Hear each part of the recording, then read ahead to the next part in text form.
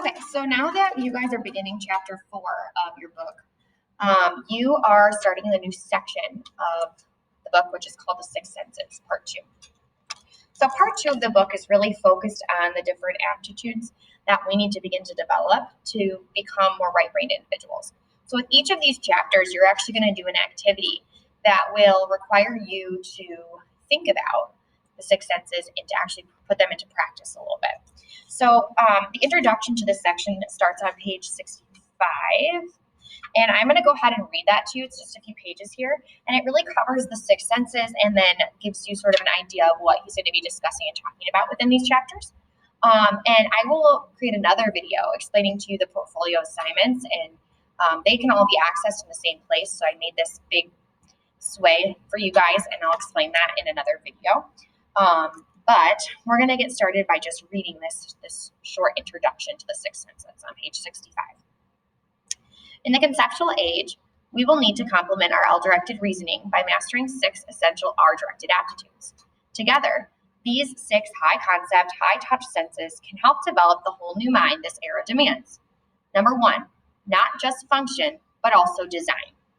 It's no longer sufficient to create a product, a service, an experience, or a lifestyle that's merely functional. Today, it's economically crucial and personally rewarding to create something that is also beautiful, whimsical, or emotionally engaging. Number 2, not just argument, but also story. When our lives are brimming with information and data, it's not enough to marshal an effective argument. Some people will inevitably track down a counterpoint to refute your point. The essence of persuasion, communication, and self-understanding has become an ability also to fashion a compelling narrative. Number 3, not just focus, but also symphony.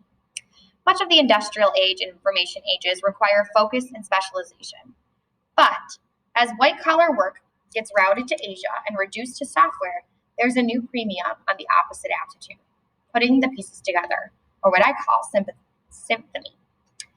What's in greatest demand today isn't analysis, but synthesis. Seeing the big picture and crossing boundaries, being able to combine disparate pieces into an arresting new whole. Number 4, not logic, but also empathy. The capacity for logical thought is one of the things that makes us human. But in a world of ubiquitous information and advanced analytic tools, logic alone won't do it. What will distinguish those who thrive will be their ability to understand what makes their fellow woman or man tick, to forge relationships, and to care for others. Number 5, not just seriousness, but also play. Ample evidence points to the enormous health and personal benefits of laughter, lightheartedness, games, and humor. There is a time to be serious, of course, but too much sobriety can be bad for your career and worse for your general well-being. In the conceptual age, in work and in life, we all need to play. 6, not just accumulation, but also meaning. We live in a world of breathtaking material plenty that has freed hundreds of millions of people from day-to-day struggles and liberated us to pursue more significant desires, purpose, transcendence, and spiritual fulfillment. So, design, story, symphony, empathy, play, meaning. These 6 senses increasingly will guide our lives and shape our world. Many of you, no doubt, welcome such change. But to some of you, this vision might seem dreadful. A hostile takeover of normal life by a band of posers in black unitards who will leave behind the insufficiently artsy and emotive. Fear not. The high concept, high touch abilities that now matter most are fundamentally human attributes. After all, back on the savannah, our cave person ancestors were not taking SATs or plugging numbers into spreadsheets, but they were telling stories, demonstrating empathy, and designing innovations. These abilities have always compromised part of what it means to be human. But after a few generations in the information age, these muscles have atrophied. The challenge is to work them back into shape. That's the idea behind the portfolio section at the end of each chapter.